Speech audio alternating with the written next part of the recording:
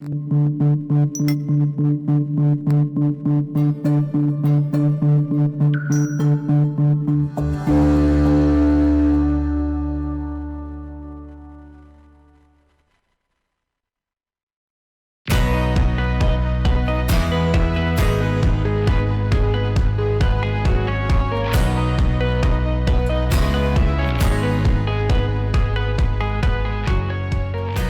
been called the amazing hidden industry because billions of dollars are spent each year on it, and the public rarely sees this output.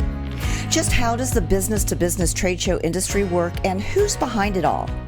Companies doing business with other companies rely on face-to-face marketing and selling that trade shows offer. In the most recent year, over $13.2 billion were spent on trade shows in the U.S. with projections of 2% growth per quarter.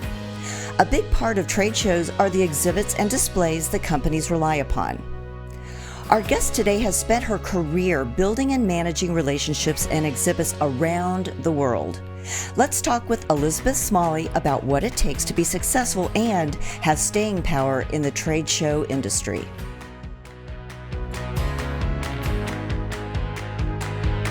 Hi, and welcome to Coffee with Claire. As you regular viewers and listeners know, we're always meeting and talking with business leaders, entrepreneurs, and those who give back and have fun. My guest today is Elizabeth Smalley. Elizabeth is the CEO of Smalley Exhibits and an experienced trade show supplier and service provider. From building exhibits to handling displays all the way to show floor and back, she knows what it takes to make a company's brand shine and increase their sales through lasting relationships. Please join me in welcoming Elizabeth Smalley. Welcome, Beth. Thank you so much for having me. I am so glad to have you here. I tell you what, I love the trade show industry. I've worked them many years, and I always find the most interesting people there. And here we have the most interesting person in the industry right here in the same room. Woo! Well, thank you for saying that. Oh, you're welcome. So before we went on camera, you told me that you are blessed to have the opportunity to live all three of your passions. So tell us a little bit about those passions. Well, my first passion is my faith in God. God leads me and guides me through each and every day, because we all know those days can be a little bit tough sometimes. Absolutely. My second passion is my family, both at work and at home. Mm-hmm. And my third passion is the company my husband and I have built almost 17 years ago from the ground up. Wow. And so you and your husband just got together and said, hey, let's put up a trade show display. Hey, let's make it a business. How did that happen? No. He worked for a couple major companies along the way and just got tired of doing the corporate thing. And so we decided to get together and put both of our knowledge into play and create our own company. So were you in the industry before you guys built this company together? Absolutely. Okay. I started back on the show floor in Chicago. Oh, okay. At McCormick Place. Oh, wow. A really small venue. That place is huge. So did you work for another display company and then moved into this? Well, it was a funny story. My father, one of his friends, he worked for a major installation dismantle company, and he needed someone to run the show floor desk. So he asked me to come in and see if I can handle things. Well, I started out really small, just handing out small tools, nuts and bolts, taking care of time cards, small things like that. Well, eventually, as time went on, I became, more and more with the clients' interaction, making sure they had all their last-minute needs. The saying on the show floor was, they came up and say, can we get this? Can we get that? And I'd say, anything, time and money, it's all it takes. That's all. And then eventually I left as a floor supervisor. I managed all the freight coming in and out of McCormick Place for the company that we worked for. Wow. So you really understand this industry from the nuts and bolts to the really large displays. And do you guys build the displays there as well as send them and ship them and things? Actually, the company Smalley Exhibits, we actually build the trade show exhibits itself. Okay. We do the carpentry work of it, cabinets and the larger exhibits, all of the wall panels and everything that it takes to put the surroundings around your product. So do you ever make it look like an actual store inside of an Sure. exhibit? Because those things are fascinating to me, how how intricate and detailed you guys are with that kind of thing. Absolutely. We can take a lobby of a hotel, say, and it could go to one of the marketing shows. We can recreate that lobby and put it in a crate, ship it to the convention center, take it out, set it up, and it looks just like that lobby of the hotel. That is so cool. And people walk in there. What a great experience that people have, with that kind of an atmosphere. I'm sure that it's a lot easier for people to sell also when they're kind of in that environment in which they're already kind of comfortable. Absolutely. Yeah. So from what I understand, your business is very customer service oriented. So what distinguishes you from some of the other exhibit companies that are out there? Well, being a small woman-owned company, Woman-owned company, woo woo. we have a smaller overhead. So we could take and make the same product that all the larger companies can make, but we don't have the overhead to hold us back. We could still make anything they could do. We can do better, what I would think. We just we take it, and our shop guys, they are like family to us. Wow, that's So nice. I think it promotes an energy that is far better than any other, and they put a lot more detail and a lot more pride in what they do. Mm-hmm. So it produces a better quality product. And I think our customers can see that. Well, yeah, and they probably feel it too. I'm sure they feel it in your customer service when you're speaking with them, and how you can customize things. You're listening to what their needs are, and then you take it back. And when you say family, it's not just your immediate family, but you kind of bring all of your employees, it sounds like, into the fold of family. Right. And also we have clients that have retired, and we are still extremely good friends with them. Oh, So wow. it's long-lasting, lifetime relationships we build in the trade show industry. Well, and that's really what trade shows are all about. I mean, yeah, it is about selling, but first it's building relationships. Yes. And it's helping people get that relationship feeling with that company that's there on the trade show, because there's a lot of different booths that they have the attendees have an opportunity to visit. Exactly. And so I'm sure that you also work with people in helping them understand how to be very approachable when they're in their booth, and do you help them with that? Well, what we like to do is we take their product and we build an exhibit around it. So we want to showcase their product like none other. Yeah. There could be a home builder show, and there could be 30 clients that are showing, let's say, a faucet. We want to build an exhibit that showcases their faucet like no other. So we will take a bathroom vignette and build it to look like it would be something in your house or a kitchen. Wow. So when the attendees walk by, they're going to see that showcasing of that one little piece, and they're going to want to stop in and a showstopper, really, right? Right, exactly. Now, would you even have the faucets that would they run with water? Absolutely. Oh my gosh. Okay, so no one's ever really tried to take a bath or anything, right? No, but there have been some little funny little stories about the bathrooms and. Oh, really? Like they think that's. It's like one of the toilets would work. Yeah. And they're like, whoops. Nah. Here I am in a trade show display. Wow, it's kind of like those guys that used to be in those trucks, and they drive around. You know what I'm talking? Those guys that they got paid to like live in a glass box, and they right. But they're at a trade show display. Okay. Yeah, you're not invisible. Although people think they are. That's so funny.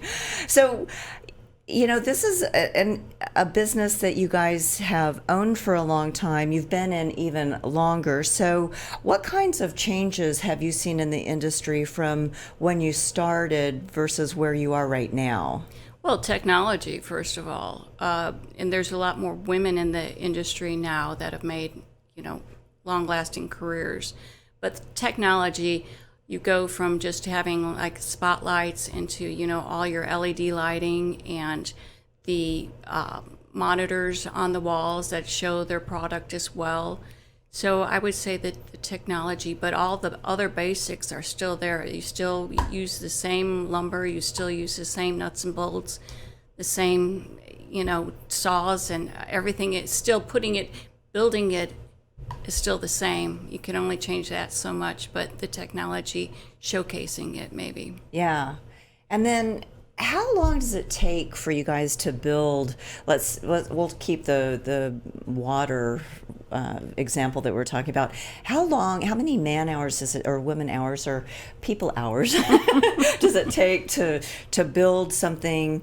And, I'm sure it takes a while to get the concept together to where you're very clear in understanding what the client's wanting, and then from there, physically building it. So concept to completion, what's the average? Like cradle to grave? Yeah. Well, however you guys put it. Well, most of the time it's supposed to be like 18-month project, but oh, wow. Like I said, with technology now, you can build an exhibit starting with the design of it and getting it to the show floor within 6 months. Versus 18? Yeah. Wow, yeah. That's really a shortened timeline. Mm-hmm. It's still long. I mean, it's still a long process. It's not like it's long like they have to wait forever, but it's just thoughtfulness getting. And probably the longest part of it is the design and getting it to where everything is tweaked perfectly before you put it into production. And then does your team put it together on the floor as well, or do they hire somebody to do that once they're there? We have carpenters that travel with it, but mainly in supervision on the show floor. But we have other companies that we've worked with for years around the country that we trust to do our installation and dismantles. Okay. They're basically two different companies. You have exhibit houses, and then you have installation and dismantle companies. And so between the two of those, the exhibits get put up exactly to your specifications. Correct. Awesome. Because, I can't imagine, you're only, a few people, and you can't be everywhere all at the same time. Right. And as busy as you are, you're probably spread all over the country. And when is the biggest time for trade shows? Is there a season for that, or? There are 2 seasons, actually. Okay. The first quarter is usually extremely busy. Okay. And then it winds down into the spring. The summers are usually slower because it's so hot, and yeah. They don't book a lot of trade shows in the summer, and then it starts picking up again in the fall. And I'm sure people, are with their families with vacations, and kids are out of school. Right. So yeah, they all want to kind of focus on that, and then they get back to business. Back to business. So speaking of business, you mentioned that you're a woman-owned company. So how do you find being a woman leader in this type of what I would imagine is somewhat of a male-dominant, or used to be a male-dominant type industry? How has that worked for you? Well, for me it works quite well because when I started it was all men. So I'm used to being around, the guys and the nitty-gritty and the dust. But over the years, a lot more women have been coming into the industry and at a more professional level and making extremely great careers out of it. Well, and women have a different way of leading than men. And so I'm sure when you were first starting, you were educating men on this is a little different way that we can do business and still be very successful. Correct. But maybe just look at things a little differently. That is correct. We have a way of calming things down because the trade show exhibit industry can be extremely stressful. So I think the woman brings a little bit of calmness to it. Yeah. Just like a mom settling down her kids. Okay, kids, now let's settle down. Let's Everybody get to work. play nice. Yeah, play nice together. Don't hit each other with the tools. No. So you got started at an early age. You've worked with your husband. Did anyone else in your family work in the business with you guys besides you and your husband? Right now, our oldest son is our lead CNC operator, so Okay. he runs a pretty good piece of equipment right now, and he's doing very well at it. Yeah. And are you guys expanding? Are you guys seeing a lot of growth in your business here? Well, the Dallas-Fort Worth area, we don't do that many trade shows here. Particularly, we do more across the country. The bigger cities like Orlando, Las Vegas, there's a lot more growth there with the trade shows. But yes, trade shows have been around for years and years, and I don't see them going anywhere anytime soon. And that was the next question I had for you is where do you see the trade show industry moving? Because you mentioned technology, and technology brings people together from all over the world instantaneously. Correct.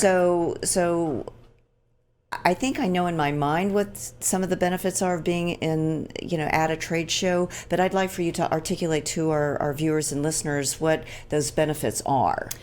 Well, at a trade show, you have one industry that will come to a city, any convention center. Let's say the building industry. We'll keep on that subject. Okay. And all of the vendors or the producers of all the building industry will be there, so that the attendees can come in and see everybody all at once. And you have all that face-to-face interaction where they could see their products that they're going to be buying for the next 18 months to build their homes, the contractors, and they could find them all in one place, so that they have 2 or 3 days to go around the show floor and visit everyone. There's no other way you can do that. You could go online and shop, but you can't feel and touch it. Right. You don't have the experts right there telling you. You could sit online or on the telephone and Right. wait forever to get, a service manager, but right there on the show floor you have instantaneous interaction. You could touch and feel the product. And what we like to do is showcase their product to its best. So it's like an experiential Google, to put it kind of like in the millennial terminology. It's like there's nothing better than meeting somebody face to face, really getting to develop that rapport with somebody. And you can't do that through a website. We want that to be a nice introduction, and we have to have a website to validate ourselves, right? Sure. But you gotta, I feel like, out there. yes. And the best way to do that, like you said, to maximize their time is to attend this trade show, be able to go to all these different exhibits, and then hire somebody like you to help showcase themselves so they look way better Right. than everybody else out there, So you've been a leader for a long time. What advice would you give a young person that's just starting out and looking for a career in your chosen industry? Oh, gee. How much time do we have, Claire?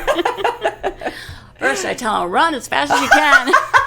Get out. Seriously. The trade show industry is just not a 9-to-5 job. It's a lot of hard work. You have to work a lot of long hours, a lot of weekends, dedication.